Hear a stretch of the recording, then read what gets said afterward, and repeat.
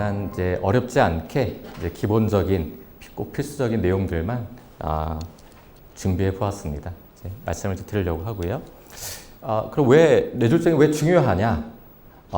이 우측에 있는 이제 그래프는 우리나라 이제 그 사망 이제 순위를 이제 보여주는 이제 그래프라고 이제 보시면 되고요. 당연히 이제 1위는 이제 암입니다. 암이 이제 제일 첫 번째인 거고, 두 번째는 이제 심장 관련된 질환, 그 다음에 이제 뭐 이제 폐렴 같은 것들, 이제 요 이제 뇌졸중 자체가 우리나라 이제 4위 정도 되는 사망 위험이라고 생각하시면 됩니다. 굉장히 이제 높은 순위죠. 그래서 이제 그만큼 치료나 관리가 중요하다라고 이제 생각은 하시면 되고요. 또 국내에 연간 한 11만 명 정도 발생을 한다고 되어 있고, 이제 우리나라가 초고령 사회로 이제 진입하고 있죠. 그러면 이제 더 이런 이제 뇌졸중 질환이 더 많이 생긴다라고 생각하시면 됩니다. 이후에 이제 생존하시게 되면은 이제 관리를 그래도 열심히 다들 하시지만 결국 이제 위험 요인이라는 것들은 계속 이제 있을 수밖에 없고, 결국 이제 나이가 또 드심에 따라서 한 30% 정도는 재발이나 장애를 이제 지속하는 경우들이 이제 생긴다라고 생각하시면 되고요.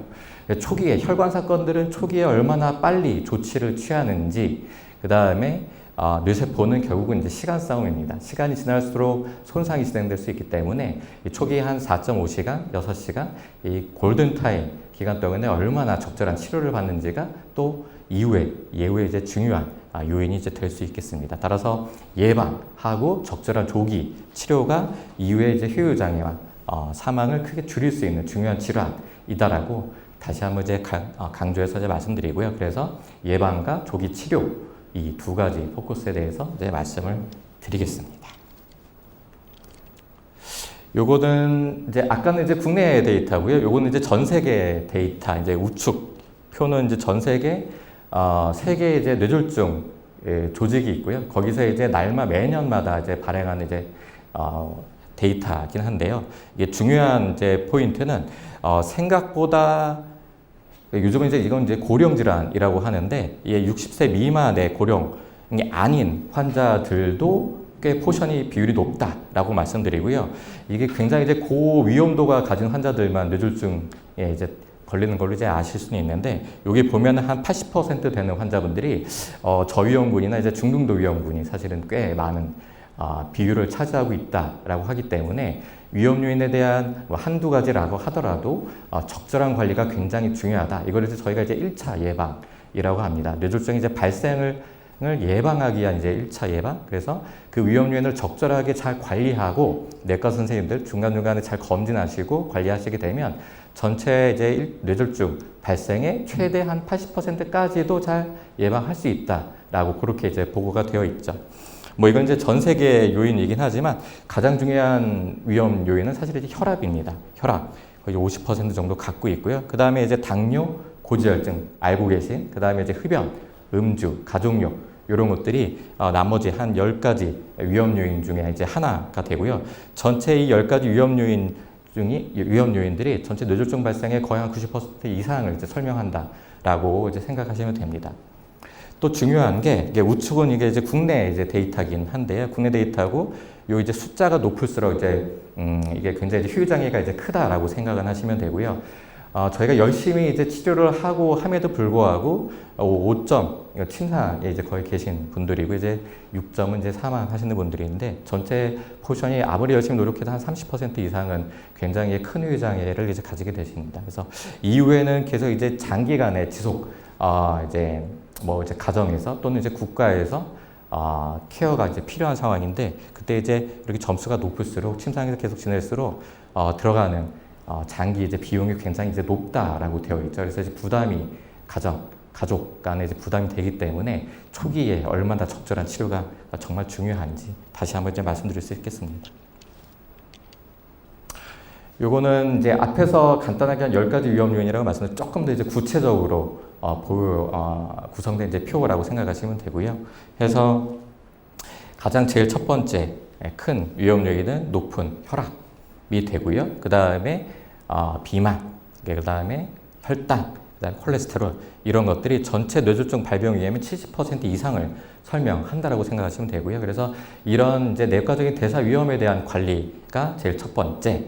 그 다음에 또 할 수 있는 것들은 평소 생활 습관들, 흡연, 식단, 그 다음에 운동 안 하시는 거 이런 것들이 이제 또 나머지 한 47% 정도를 설명한다라고 되어 있습니다.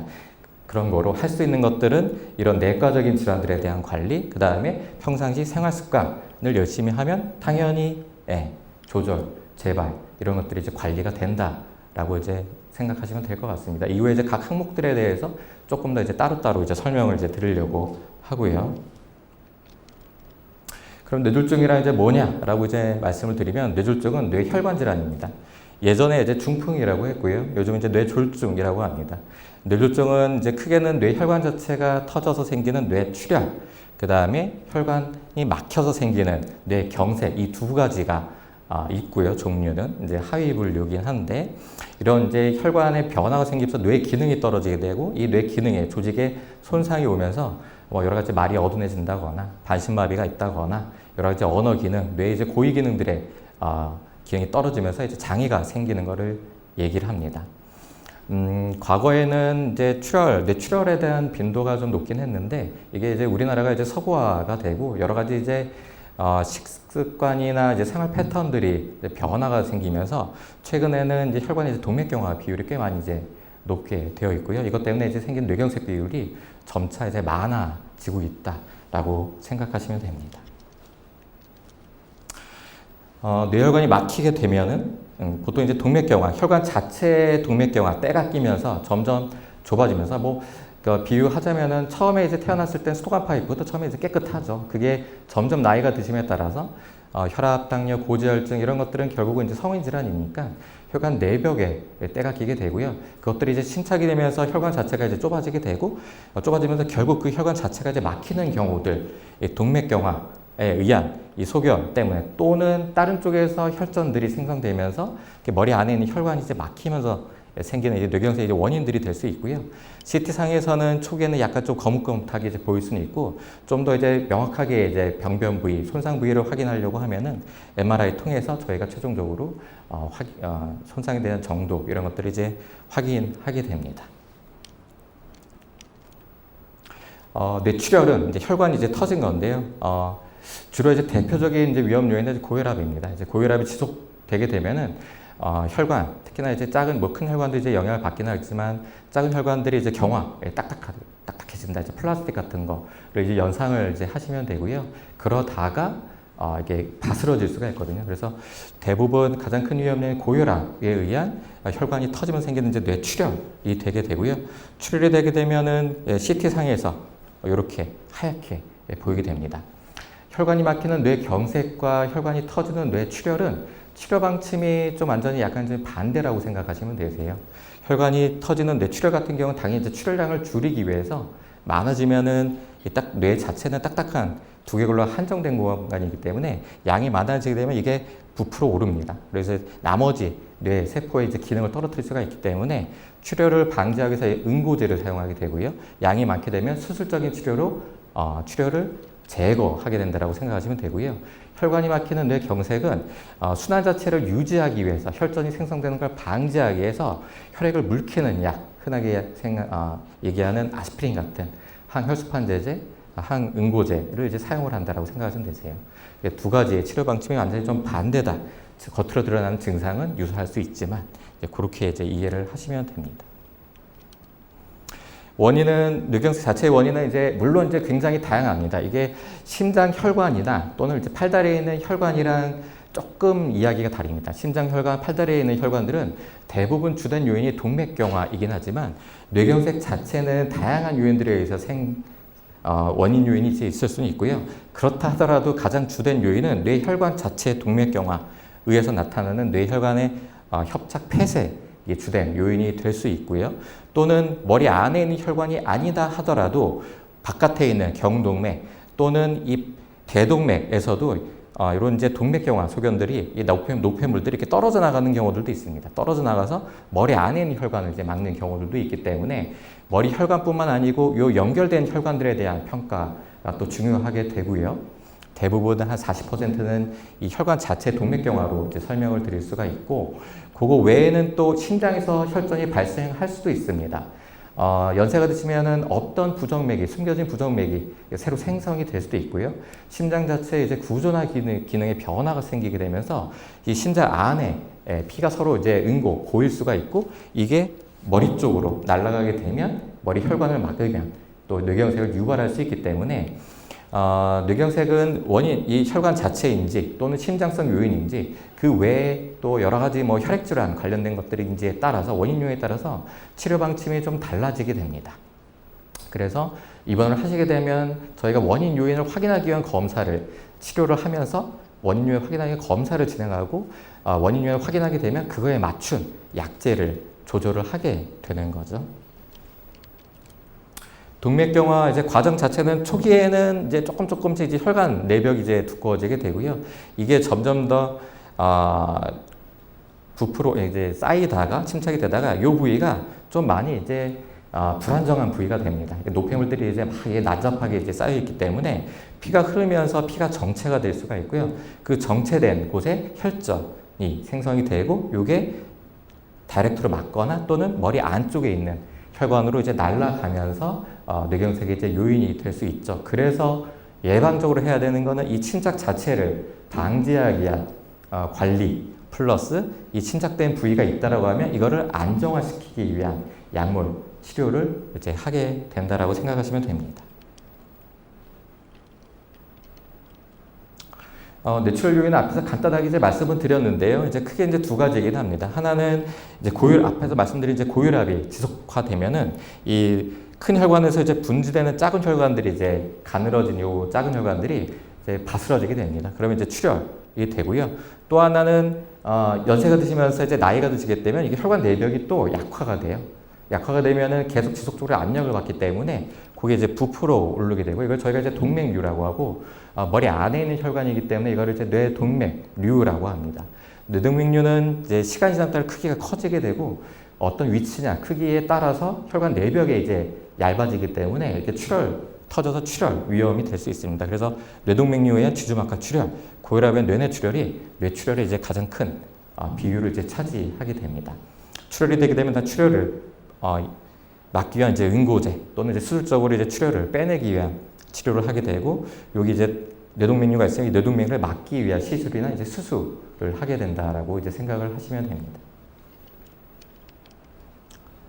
뇌출 증상은 갑작스럽게 나타났습니다. 혈관 사건은 갑작스럽다. 물론 전조가 있을 수는 있긴 하지만 어지럽다고 갑자기 이제 주저앉고 말을 못하고 움직이지 못한다. 이 갑작스러운 사건이라는 게 굉장히 중요하고요. 또 식사를 하시다가 한쪽에 갑자기 손에 힘이 툭 떨어진다.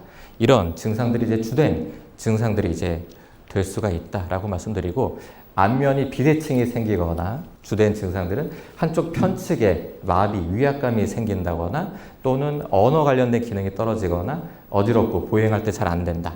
또는 매우 심한 두통이 발생하게 되면 항상 시간이 중요하기 때문에 지체하지 말고 119 불러서 꼭 응급실로 오셔야 되는 게 꼭 기억하셔야 되는 제 첫 번째 시작이라고 이제 말씀드릴 수 있고요. 응급실에 오시게 되면은 저희가 필요한 검사, 영상 검사를 하게 되고, 출혈이나 경색이냐에 따라서 적절한 조치를 취하게 되고, 만약에 이제 경색이라고 하면은 골든타임이라고 하죠. 4.5시간 이내에 빠르게 오시면 그 혈전을 녹이기 위한 혈전용해제 또는 시술을 통해서 혈관을 재개통한다라고 생각하시면 됩니다. 근데 중요한 거는 이제 골든타임이라고 이제 강조를 하는 이유가, 이 혈전용해술 자체는 사실은 이제 시간이 중요합니다. 정맥으로 혈전용해제를 투여하는 거는 증상 발생한 지 한 4.5시간 이내, 동맥 혈관 조영수로 기계적으로 혈전 제거술하는 거는 6시간 이내. 물론 최근에는 이제 기구들이나 시술하는 교수님들, 이후에 이제 조우철 교수님이 또 자세하게 말씀해 주실 건데, 좋아지면서 이제 그 시간이 좀 더 길어졌습니다. 뭐 12시간, 18시간, 24시간이라 하더라도 환자분 상태에 따라서 저희가 적절하게 혈전 제거술을 시도를 해볼 수 있게 되긴 했고요. 이 시간을 정하는 이유가 뒤에 또 잠깐 말씀드린, 이렇게 이제 혈전 제거술은 막혀있는 이제 혈전들을 이제 끄집어내서 혈관을 재개통 시켜준다라고 생각하시면 되고요. 이 시간을 정하는 골든타임이라는 거는 모든 약물이나 시술이나 수술 같은 경우는 얻을 수 있는 이득이 있고요. 그에 따른 위험도를 저희가 고려하게 됩니다. 명확한 위험도에서 이득이 있을 때 이 시술이나 약제 투여, 수술을 고려하게 되는데, 혈전 용이제 같은 경우는 한 4.5시간 이제 기준으로 해서 얻을 수 있는 이득 대비 뇌출혈의 위험도가 올라가기 때문에 이 시간을 저희가 이제 설정을 이제 해놓은 거고요. 마찬가지로 시술 자체도 시간이 흐르게 되면 혈전 제거 성공률이 떨어지고 증상 호전 가능성이 떨어지면서 오히려 이제 이후에 이제 발생할 수 있는 여러 가지 이제 부작용들이 높아지기 때문에 4시간 반 이런 골든 타임을 이제 정해놓은 겁니다. 다만 실제 이제 뇌 세포 자체를 살릴 수 있고 손상을 최소화시킬 수 있는 거는 이 혈전 용이제와 혈전 제거술이 굉장히 중요하기 때문에 그래서 시간이 중요하고 반드시 빨리 응급실에 오셔야 된다라고 지속적으로 이제 강조를 이제 말씀을 드리고 있죠. 시간이 너무 이제 지체되는데 중요한 건 4.5시간 이내에 오시면 혈전 용이제 주사 고려하고 제거 시술을 이제 해볼 수 있다라고 말씀드리고 다만 시간이 지나면 뇌출혈의 부작용 빈도가 높다인 거고요.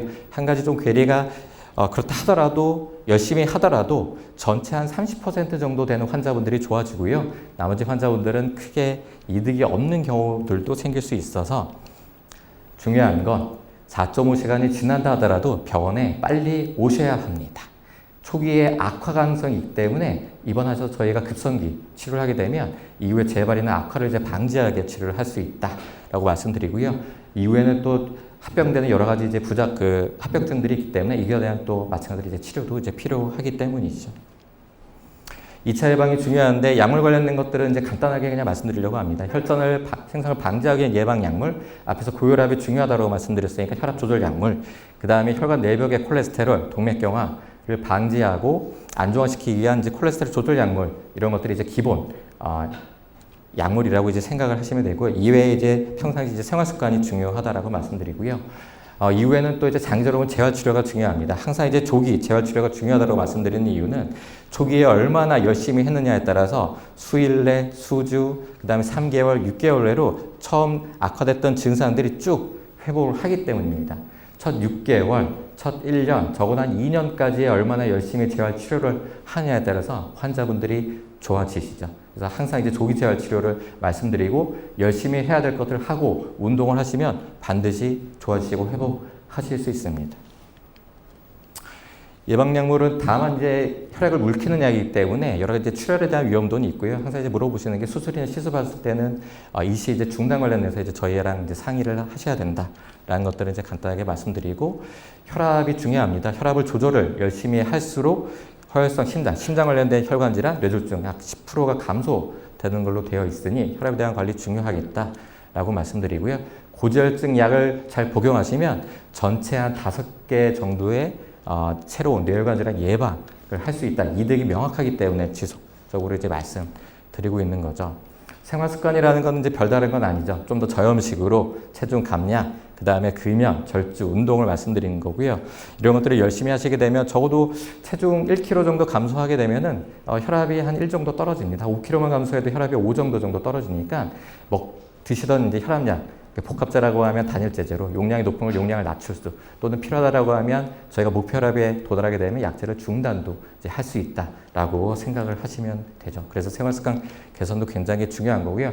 당연히 이제 금연은 기본입니다. 금연을 해야 되고 간접 흡연도 좋지 않다고 되어 있습니다. 간접 흡연 영향을 주기 때문에 주위에서 흡연하시면 도망 다니셔야 된다라고도 제가 이제 외래에서 말씀드리고 있고요. 음주는 절주 말씀드립니다. 근데 통상적으로 이제 뭐 한두 잔 정도 말씀드리긴 하는데요. 이제 일이 있어서 음주를 하시게 되면 이게 한두 잔으로 잘 안 끝나시더라고요. 알코올 자체 이제 섭취가 혈관 자체에 영향을 주기도 하고 과량 음주를 하시게 되면 이게 또 부정맥을 유발할 수도 있습니다. 이런 이제 원인 요인이 되니 절주 중요하고 그 다음에 이제 식단 이제 물어보시는데 이제 이상적으로야 이제 뭐 생선, 여러 견과류, 뭐 야채 위주의 이제 지중해식 식단을 말씀드리긴 하지만 우리나라 식단이랑은 좀 맞지는 않죠. 그래서 가급적이면 이제 국찌개 드실 때 건더기 위주로 국물 후루룩 다 드시지 마시고 그다음에 이제 살코기 드셔야죠. 고기 드셔야 되는데 좀 기름진 거 덜한 걸로 돼지고기 얘기하면은 삼겹살보다는 목살, 소고기 얘기하면은 마블링 이렇게 있는 것보다는 담백한 안심 이런 식으로 좀 더 가볍게 변경할 수 있는 것들을 변경하시면 그것도 또한 이제 도움이 되는 것 같습니다. 뒤에 이제 또 다 따로 이제 있는 걸로 강의 있는 걸로 알고 있고요. 이렇게 또 운동 같은 경우는 적어도 이제 주 6회 하면 좋은데 최소한 주 3회 정도 한 1시간 정도 이제 약간 땀에 날 정도의 이제 중등도 이상의 강도의 운동이 도움이 된다라고 알려져 있습니다. 따라서 이런 이제 생활 습관에 대한 개선, 그 다음에 내과적인 여러 가지 이제 성인 질환들 투약 관리를 통해서 예방을 할 수 있고, 강조드리고 지금은 시간이 중요하다. 인지를 하고 빠르게 응급실에 오시면 저희가 필요한 검사를 하고 치료를 하고 적절한 치료를 받으면 이후에는 충분히 재활치료를 통해서 일상생활에 복귀, 큰 문제 없이 잘 관리를 하실 수 있다라는 걸로 정리를 해볼 수 있을 것 같고요. 이상으로 이제 제가 준비한 내용은 다 말씀드린 것 같습니다. 경청해 주셔서 감사합니다.